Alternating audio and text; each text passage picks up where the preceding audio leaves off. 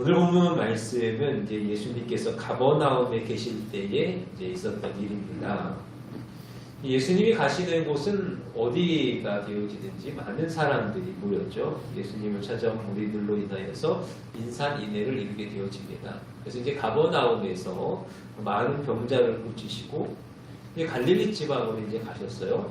갈릴리 지방에서 또 많은 일들을 하시고 다시 가버나움으로 오셨을 때에 예수님이 오셨다는 소문이 퍼지게 되어지죠. 그러니 또 많은 사람들이 다 모여드는 거예요. 근데 늘 사람이 많은 곳에는 이렇게 함께하지 못하는 소외된다라고 이야기할까요? 그런 사람들이 늘 있는 것 같아요. 우리가 다 함께 모여서 다 함께 하나 예수님의 말씀 듣자 하는 그러한 가운데에서 나오지 못하고 예수님을 볼 수 없는 그러한 형편에 있는 이들이 생기게 마련이죠.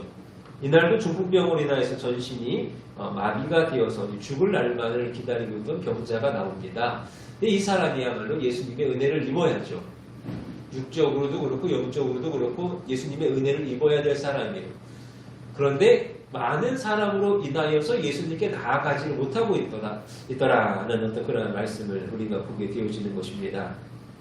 그때에 그를 데리고 네 사람이 포기하지 아니하고 지붕 위로 올라갔다. 성경은 말씀하죠. 올라가서 지붕을 뚫고 그 병자를 내렸을 때에 예수님께서 그들의 믿음을 보시고 이제 그를 치유하시는 그의 구원의 은혜를 더하여 주시는 그런 모습을 보게 되어지죠.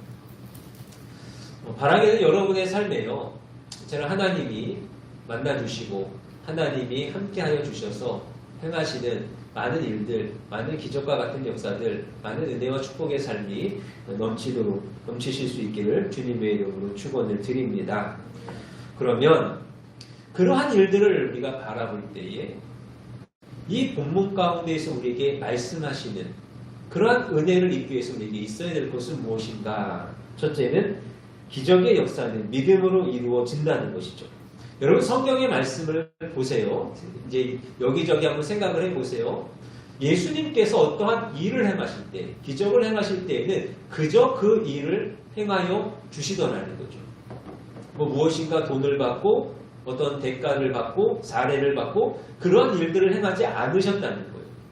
예수님께서 그들에게 원하시고 그들에게 보신 것은 뭐냐? 단 하나죠. 바로 믿음이라는 거예요. 반드시 믿음이라는 어떠한 매개체가 있을 때에 역사하셨다는 거예요. 오늘 이 중풍병자를 향하여서도 마찬가지예요. 5절 말씀에 보니까 예수께서 그들의 믿음을 보시고 중풍병자에게 이르시되 작은 자여 내 죄사함을 받았느니라 하시니 여기서 이야기합니다. 그들의 믿음이 예수님께서 이 중풍병자를 향하여서 육적인 구원을 주시고 영적인 구원을 주시는 그 매개체가 뭐였냐? 바로 그들의 믿음이었다는 것이죠. 그럼 믿음이라는 것이 늘 우리 가운데 있어야 된다는 거예요. 근데 오늘 우리가 여기서 좀 주목해서 보기 원하는 것은 뭐냐면 꼭 본인의 믿음이 아니어도 괜찮다는 거죠. 오늘 예수님께서 인정하시는 믿음은 뭐였냐? 바로 그 4명의 믿음이었다는 거예요. 그렇지 않습니까? 이 중풍병자가 예수님을 향하여서 무엇이라 이야기하기 전에 어떠한 것을 고백하기도 전에 예수님께서는요. 그 4명의 믿음을 바라보시면서 은혜를 베풀어 주셨다는 거예요. 마태복음 8장 5절 이하의 말씀에 보면 예수님께서 가버나움에 계실 때 한 백부장이 와요. 백부장이 와서 예수님에게 요청을 합니다. 예수님, 내 아래에 하인이 하나 있는데 그 하인이 병이 들었습니다. 그 하인이 너무 이제 힘듭니다. 죽을 것 같습니다. 라는 어떤 그러한 이야기를 할 때에 예수님께서 내가 가서 고쳐주리라 말씀하시잖아요. 그때 백부장이 하는 말이 뭐예요? 주여 내 집에 들어오심을 나는 감당하지 못하겠사오니 다만 말씀으로만 하옵소서. 그러면 내 하인이 낫겠사옵나이다. 백부장이 그렇게 이야기하는 거예요. 그랬더니 예수님이 하시는 말씀 놀랍게 여겨 따르는 자들에게 이르시되 내가 진실로 너에게 이르노니 이스라엘 중 아무에게서도 이만한 믿음을 보지 못하였노라. 예수께서 백부장에게 이르시되 가라 내 믿은 대로 될지어다 하시니 그 즉시 하인이 나으니라. 지금 병에 걸린 건 누굽니까? 하인이에요. 근데 이 하인이 예수님을 믿는지 안 믿는지 모르겠어요. 믿음이 있는지 없는지는 잘 모르겠어요. 성경이 그것을 이야기하진 않아요. 근데 누구에게 믿음이 있습니까? 백부장에게 믿음이 있어요.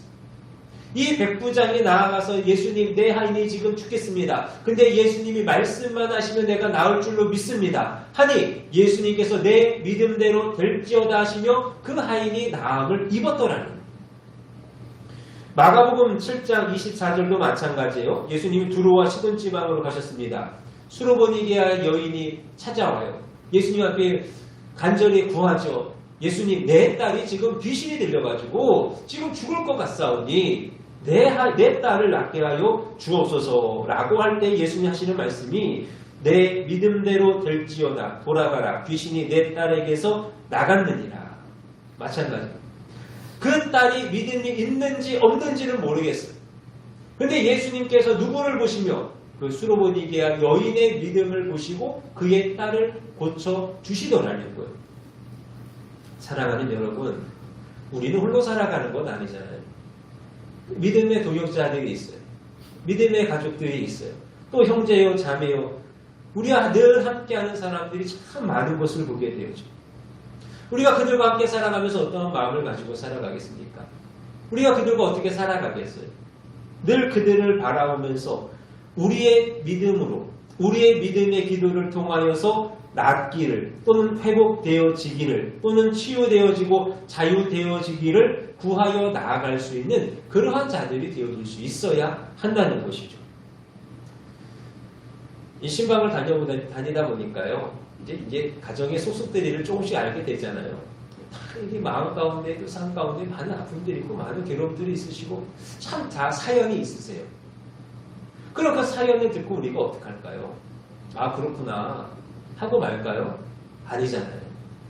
우리가 서로를 위하여서 기도하는 것. 우리가 함께 알고 함께 들은 그 이야기를 듣고 하나님, 내가 믿사오니 하나님의 은혜가 저 가정 가운데 내 사랑하는 사람에게 임하여지기를 원합니다. 하는 그 마음 가지고 그 은혜를 향하여서 기도하여 나아갈 수 있는 자들이 되어줄 수 있어야 한다는 거예요. 때로는 믿음이 연약한 사람 있잖아요. 믿음이 없는 사람도 있어요. 그럴 때 우리가 어떻게 해야 되겠어요?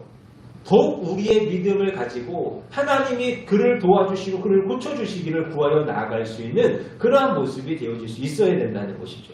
야고보서 5장에서 이야기합니다. 믿음의 기도는 병든 자를 구원하리니 주께서 그를 일으키시리라. 혹시 죄를 범하였을지라도 사하심을 받으리라. 그러므로 너희 죄를 서로 고백하며 병 낫기를 위하여 서로 기도하라. 의인의 강구는 역사하는 힘이 큼이니라. 바라기는 여러분의 기도를 통하여서 여러분 가운데 있는 많은 이들이, 여러분이 사랑하는 사람들이, 우리 새떡교회에 있는 모든 성도님들이 하나님의 은혜 안에서 회복되어지고 치유함을 받고 하나님 앞에 일어설 수 있는 놀라운 역사가 임할 수 있기를 간절히 바랍니다. 두 번째로, 일어나는 믿음이 되어져야 합니다. 지금 주님께서 말씀하십니다. 중풍병자에게 일어나라 말씀이에요. 믿음이 있는 곳에는요, 기적이 일어납니다. 믿음이 있는 곳에는 하나님의 역사가 있죠. 근데 그 믿음이 기적이 되어지고 역사가 되어지기 위해서는 뭐냐? 그에 따른 순종이 있어야 돼요. 예수님께서 오늘 그것을 우리에게 말씀하시죠. 일어나라는 거예요. 일어나지 않아도 예수님이 치유되죠. 치유하시죠. 보여지지 않아도 돼요. 그런데 분명하게 우리에게 요구하고 계시다는 것. 10절 이하의 말씀에 보니까 중풍병자에게 말씀하시되 내가 내게 이르노니 일어나 내 상을 가지고 집으로 가라 하시니. 오늘 우리에게는 이러한 믿음이 필요합니다. 하나님을 향하여서 일어날 수 있는 그러한 믿음이 필요하다라는 것. 보세요. 예수님이 성경에서 우리들에게 늘 꾸준히 이야기하시는 것이 바로 일어나라는 거거든요. 누가복음 7장 14절 말씀에도 보면 나인성에서 죽은 자를 내고 나오는 것을 바라보시면서 그것을 향하여서 하시는 말씀이 일어나라예요. 누가복음 8장 54절도 마찬가지죠. 회당장 야이로의 딸이 죽었을 때에 그 딸을 향하여서 하시는 말씀이 일어나라는 것이죠. 하나님도 마찬가지입니다. 구약성경을 보면 이사야 60장 1절 일어나라 빛을 발하라 말씀하시고 예레미야 3장 31장 6절 너희는 일어나라 우리가 시온에 올라가서 우리 하나님 여호와께로 나아가자라고 말씀해요. 또 로마서 13장 11절도 그렇습니다. 이제 우리의 구원이 처음 믿을 때보다 가까웠음이라. 그래서 자다가 깰 때가 되었으니 라는 그러한 말씀을 하고 계시다는 거예요. 여러분 우리는 일어나는 자들이 되어줘야 되죠. 우리 하나님 말씀을 듣습니다. 하나님의 은혜 안에 살아갑니다.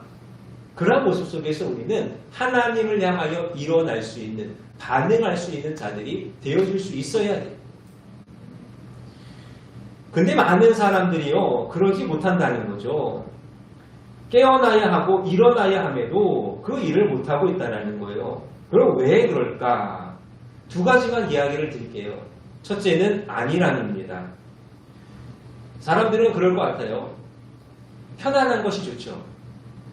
편안한 것이 좋습니다. 힘든 것보다는 편안한 것이 좋아요. 고통과 괴로움보다는 평안과 행복이 좋습니다. 환난이나 핍박보다는 축복을 바란다는 거예요. 누구나 다 그렇지 않을까요? 뭐 사람마다 조금씩은 다를 수 있을 것 같아요. 뭐 개인적인 성향이나 뭐 취향이 다 다르겠죠. 뭐 저 같은 경우에도 굉장히 편안한 거 좋아하고 안정적인 거 좋아해요. 예.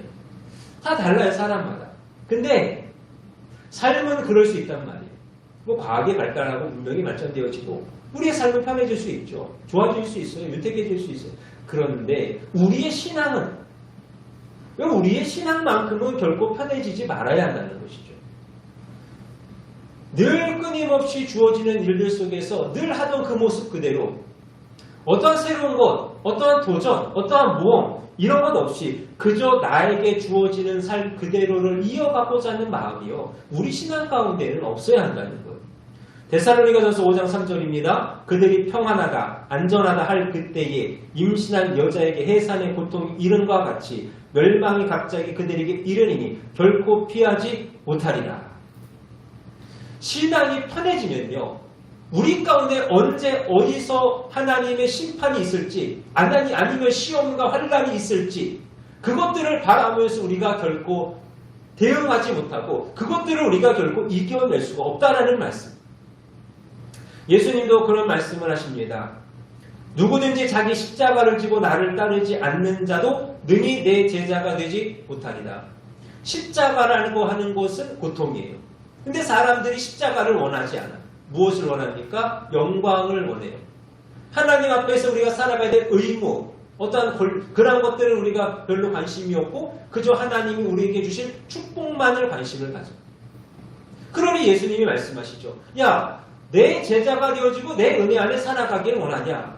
그럼 십자가를 지라는 거예요. 너 그 싫어하는 십자가, 외면하고 싶은 그 십자가, 그것을 우리를 향하여서 지고 따라오라라고 말씀하고 계시다는. 여러분, 신앙은요, 도전이 있어야 됩니다. 도전이 있으셔야 돼요. 여러분, 새벽을 깨우는 일이 힘들죠. 쉬운 게 아니에요. 힘들다고 안 하시겠습니까? 새벽을 깨우셔야 돼요. 하나님 앞에 드려지는 것들, 그것이 11조가 되어졌든지 나의 시간이 되어졌든지 나의 육신이 되어졌든지 쉬운 일이 아니에요.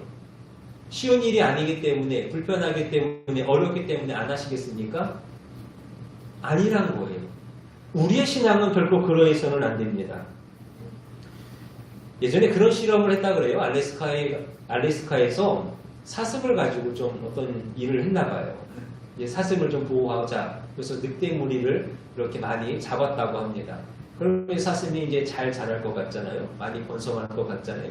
근데 어느 날부터인가 사슴이요, 약해지더래요. 번식을 잘 안 하더래요. 그 뒤 한 마리 죽어가더니 사슴이 조금 더 줄어들더라는 거죠. 그래서 이게 왜 그럴까? 어떻게 된 걸까? 그래서 다시 늑대를 다시 놔줬대요. 그랬더니 그때부터 갑자기 사슴들이 열심히 뛰어다니면서 사슴이 건강해지고 번식을 많이 하더니 아주 튼튼하고 멋있는 사슴이 되어지더라는 거죠. 우리의 신앙이 이와 같습니다. 우리의 신앙생활은 그와 같은 것. 아니라면 일어설 수 없습니다. 우리의 신앙이, 여러분의 삶, 인생이 도전이 되어지셔서 하나님 앞에 일어설 수 있는 은혜가 있기를 바랍니다. 두 번째로 안 된다 하는 부정적인 생각 때문에 그래요. 많은 사람들이 그렇죠. 어떤 문제를 바라보면서 우리가 알아요. 하나님 앞에 믿음으로 나아가면 주의 역사가 있다. 알아요. 근데 그 생각을 하면서 또 다른 한편에서 어떤 생각을 하냐? 그래도 이게 되겠는가? 그래도 이것이 되겠는가 하는 어떤 불신앙의 마음을 가진다는 것이죠. 이와 같은 부정적인 사고가 자신의 믿음의 발목을 잡게 되어지더라고요. 여러분, 주님이 우리에게 원하시는 믿음은 무엇입니까? 부정적인 그런 믿음 아니잖아요. 우리의 믿음은, 하나님 원하시는 믿음은 마가복음 9장 23절 예수께서 이르시되 할 수 있거든이 무슨 말이냐? 믿는 자에게는 능히 하지 못할 일이 없느니라. 누가복음 1장 37절 대저 하나님의 모든 말씀은 능하지 못하심이 없느니라. 바라기는 여러분의 마음 가운데 부정의 마음들을 다 내려놓으실 수 있기를 바랍니다. 주님 안에서 우리는 할 수 있습니다. 주님이 하시기에 우리는 모든 것을 이루어낼 수 있음을 믿음으로 고백하는 저와 여러분들이 되시기를 원합니다. 그래서 주님이 정말 우리 마음 가운데 그건 아니야 하시는 그날까지 여러분 믿음 안에서 실망하지 마시고 포기하지 마시고 날마다 예로 고백하며 나아갈 수 있는 저와 여러분들이 되실 수 있기를 바랍니다. 그래서 여러분 일어서시기를 원합니다. 성경이 말씀해요. 범사에 기한이 있고 천하만사가 다 때가 있나니 때가 있다고 말씀합니다. 일어나야 할 때가 있다고 말씀을 해요. 그 때를 놓치면요 못 일어나는 거예요. 일어나지 못하면요 기회가 없습니다. 일어나야 걸어가든 일어나야 뛰어가든 이 다음의 것이 있단 말이죠. 일어나지 못하면 마치 어리석은 처녀와 같은 준비되어지지 못하고 아무것도 없기 때문에 예수님께서 오실 때에 그 예수님을 맞이할 수 없는 어두운 가운데 쫓겨나 슬피 울며 이를 갈미 있을 뿐이라는 이 말씀을 기억하시면서 날마다 새 힘을 얻으셔서 일어나 주의 말씀 가운데 일어나셔서 하나님을 향하여 주님 향하여 나아갈 수 있는 저와 여러분들이 되실 수 있기를 주님의 이름으로 축원합니다. 말씀을 정리합니다. 오늘 우리에게 있어야 될 것은 무엇일까? 여러분 믿음이죠. 늘 믿음이 필요합니다. 나의 믿음도 필요하고 우리의 믿음도 필요합니다. 우리를 위해서 우리 함께 믿음으로 구하는 그래서 믿음의 기도로서 기적을 역사를 이뤄낼 수 있는 저와 여러분들 되시기를 원합니다. 또한 믿음으로 일어나야 합니다. 안일함을 버리셔야 돼요. 부정적인 생각을 버리셔야 됩니다. 그래야 일어날 수 있습니다. 일어나야 하나님의 역사가 있습니다. 이 말씀을 기억하시면서 참으로 우리 안에 하나님이 주시는 놀라운 역사가 일어나기를 주님의 이름으로 축원을 드립니다. 기도하겠습니다.